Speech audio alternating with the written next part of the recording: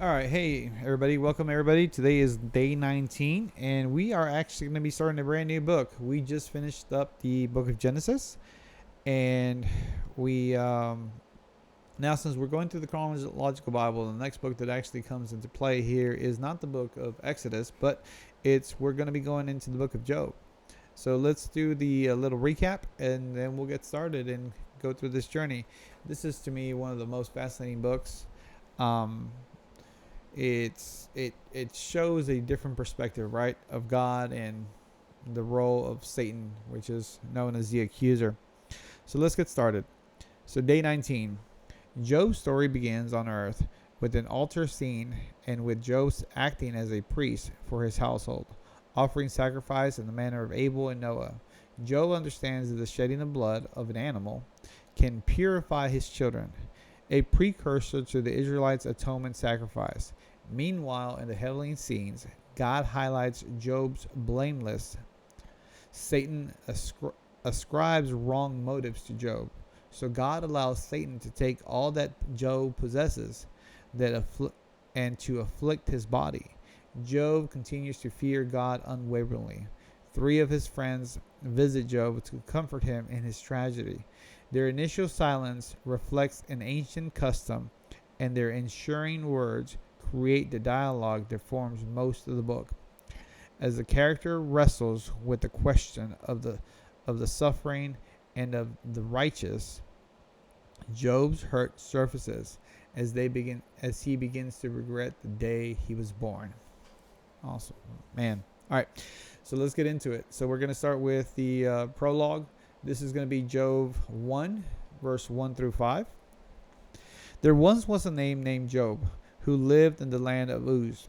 He was blameless, a man of complete integrity. He feared God and stayed away from evil. He had 7 sons, 3 daughters. He owned 7,000 sheep, 3,000 camels, 500 teams of oxen, and 500 female donkeys. He also had many servants. He was, in fact, the richest person in the entire area. Job's sons would take turns preparing feasts in their households, and they would also invite their 3 sisters to celebrate with them. When these celebrations ended, sometime after several days, Job would purify his children. He would get up early in the morning and offer a burnt offering to each of them. For Job said to himself, "Perhaps my children have sinned and have cursed God in their hearts." This was Job's regular practice. Job's first test. Job 1, 6 through 22. One day, the members of the heavenly court came to present themselves before the Lord, and the accuser, Satan, came with them. "Where have you come from?" the Lord asked Satan. Satan answered the Lord, "I have been patrolling the earth, watching everything that is going on." Then the Lord asked Satan, "Have you noticed my servant Job? He is the finest man in all the earth. He is blameless, a man complete of integrity. He fears God and stays away from evil." Satan replied to the Lord, "Yes, but Job has good reason to fear God. You have always put a wall of protection around him and his home and his property. You have made him prosper in everything he does. Look how rich he is. But reach out and take away everything he has, and he will surely curse you to your face. All right, you may test him," the Lord said to Satan. "Do whatever you want to with everything he possesses, but don't harm him physically." So Satan left the Lord's presence. One day, when Job's sons and daughters were feasting at their oldest brother's house, a messenger arrived to Job's home with the news: "Your oxen were plowing with the donkeys, feeding beside them, when Sabaeans raided us. They took all the animals and killed all the farmlands. Farmhands. They took all they stole all the animals and killed all the farmhands. I am the only one who escaped to tell you." While he was still speaking, another messenger arrived with this news: The fire of God has fallen from heaven and burnt up your sheep and all your shepherds. I am the only one who escaped to tell you." While he was still speaking, a third messenger arrived with the news. "Three bands of Chaldeans, raiders, have stolen your camels and killed your servants. I am the only one who has escaped to tell you." While he was still speaking, another messenger arrived with the news. "Your sons and daughters were feasting in their oldest brother's home. Suddenly, a powerful wind swept in from the wilderness and hit the house on all sides. The house collapsed, and all your children are dead. I am the only one who escaped to tell you." Job stood up and tore his robe in grief. Then he shaved his head and fell to the ground and worshipped. He said, "I came naked from my mother's womb, and I will be naked when I leave. The Lord gave me what I had, and the Lord has taken it away. Praise the name of the Lord." In all of this, Job did not sin by blaming God. Job's second test. Job 2, 1 through 10. One day, the members of the heavenly court came again and presented themselves before the Lord. And the accuser, Satan, came with them. "Where have you come from?" the Lord asked Satan.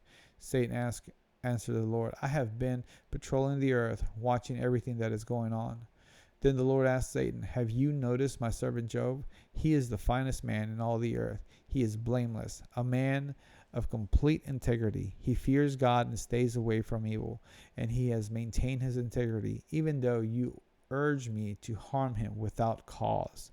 Satan replied to the Lord, "Skin for skin.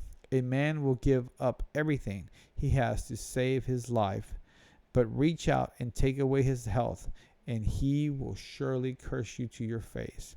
All right, do with him as you please," the Lord said to Satan, "but spare his life."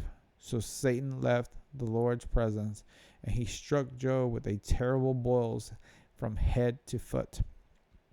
Job scraped his skin with a piece of broken pottery as he sat among the ashes. His wife said to him, "Are you still trying to maintain your integrity? Curse God and die." But Job replied, "You talk like a foolish woman. Should we accept only good things from the hand of God and never anything bad?" So in all this, Job said nothing wrong. Job's three friends share his anguish. Job 2, 11 through 13. When three of Job's friends heard of the tragedy he had suffered, they got together and traveled from their homes to comfort and console him. The names were Eliphaz the Temite, Bildad the Shunammite, and Zophar the Naamanite. When they saw Job from a distance, they scarcely recognized him. Wailing loudly, they tore their robes and threw dust in the air over their heads to show their grief. Then they sat on the ground with him for 7 days and nights. No one said a word to Job, for they saw that his suffering was too great for words. Job's first speech. Job 3, 1 through 26.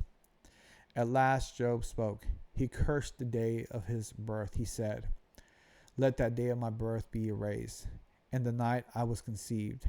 Let that day be turned into darkness. Let it be lost even to God on high, and let no light shine on it. Let the darkness and the utter gloom claim that day for its own. Let a black cloud overshadow it, and let the darkness terrify it. Let that night be blotted off the calendar, never again to be counted among the days of the years, never again to appear amongst the months. Let that night be childless. Let it have no joy. Let those who are experts at cursing, whose cursing could rouse Leviathan, curse that day. Let its morning stars remain dark. Let it hope for light, but in vain. May it never see the morning light. Cursed that day for failing to shut my mother's womb. for letting me be born to see all this trouble. Why wasn't I born dead? Why didn't I die as I came from the womb? Why was I laid on my mother's lap? Why did she nurse me at her breast? Had I died at birth, I would now be at peace. I would be asleep and at rest. I would rest with the world's kings and prime ministers, whose great buildings now lie in ruins. I would rest with princes, rich in gold, whose palaces were filled with silver. Why wasn't I buried like a stillborn child, like a baby who never lives to see the light? For in death the wicked cause no trouble, and the weary are at rest. Even captives are at ease in death, with no guards to curse them. Rich and poor are both there, and the slave is free from his master. Oh, why give light to those in misery, and life to those who are bitter? They long for death, and it won't come. They search for death more eagerly than for hidden treasure. They're filled with joy when they finally die, and rejoice when they find the grave. Why is life given to those with to no future? Those God has surrendered with difficulties. Those God has surrounded with difficulties. I cannot eat for sighing. My groans pour out like water. What I always feared has happened to me. What I dread has come true. I have no peace, no quietness. I have no rest. Only trouble comes. Eliphaz first responds to Job. Job 4, 1 through 21. Then Eliphaz the Temanite replied to Job, will you be patient and let me say a word? For who could keep me from speaking out? In the past, you have encouraged many people. You have strengthened those who were weak. Your words have supported those who were failing. You encouraged those with shaky knees. But now, when trouble strikes you, you lose your heart. You are terrified when it touches you. Doesn't your reverence for God give you confidence? Doesn't your life of integrity give you hope? Stop and think. Do the innocent die? When have the upright been destroyed? My experience shows that those who plant trouble and cultivate evil will harvest the same. A breath from God destroys them. They vanish in the blast of his anger. The lion roars and wildcats snarl, but the teeth of strong lions will be broken. The fierce lion will starve for lack of prey, and the cub of the lioness will be scattered. This truth was given to me in secret, as though whispered in my ear. It came to me in a disturbing vision at night when people were deep in sleep. Fear gripped me, and my bones trembled. A spirit swept past my face, and my hair stood on end. The spirit stooped, but I couldn't see its shape. There was a form before my eyes. In the silence, I heard a voice say, can a mortal be innocent before God? Can anyone be pure before the Creator? If God does not trust his own angels and has charged his messengers with foolishness, how much less will he trust people made of clay? They are made of dust, crushed as easily as moths. They are alive in the morning, but dead in the evening, gone forever without a trace. Their tenth cords are pulled, and the man. Now that's a interesting rebuke from his friend. Basically, he's telling Job, you did something wrong. Bad stuff doesn't happen to good people, which we know it's not true. So this is going to be interesting, especially reading out loud. Hopefully you guys are going to be enjoying this. I'm already enjoying this day. and I look forward to it as getting into it even more. So I'm gonna do this. There's this part is called understanding the story, the devil in the book of Job. So let's read this too. Let's include this. The Bible gives us limited information about the devil. In creation era, Satan reveals himself as the serpent who tempted Adam and Eve to question God's word, reject God's authority, and find joy apart from God's presence. Genesis 3. Revelation 12:9 explicitly identifies this serpent as Satan in the kingdom era. Satan tempts David to number Israel. 1 Chronicles 21:1. In the return era, the prophet Zechariah sees Satan opposing the high priest Jeshua before the Lord. Zechariah 3:1-2. The Old Testament book that gives us the most information about the devil, however, is the book of Job. Situations without patriarch era. Job gives us insight into the devil's character, purpose, tactics, and goals. The early chapter of Job flesh out basic understanding of Satan. By paying careful attention, we can learn much about Satan's identity and activities. Satan is an adversary. The very word Satan means adversary. In Hebrew, Satan is an adversary to God, one who comes to confront God. He accuses God of buying Job's love. Job 1:9-10. With his blessing and his protection, Satan is also an adversary to people who are the image bearers of God, and he seeks to inflict harm on those who, like Job, serve God. Prior to his conversation with God, Satan was scouting out the happenings on earth, including Job's prosperity. Peter tells us that Satan is like a roaring lion looking for someone to devour. 1 Peter 5-8. Perhaps drawing his wording from Satan's own words in Job 1:7-2 Satan enters heaven's courts only to accuse and then leaves at the earliest opportunity. He also imputes to humanity his own evil motives. Job 1:9 and 2:4. Just as his followers do today. Satan uses various means. Both human minions and natural forces can sometimes do Satan's bidding.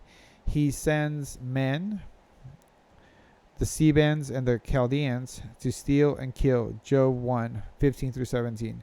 And he employs lightning and wind to destroy. Job 1:16-19.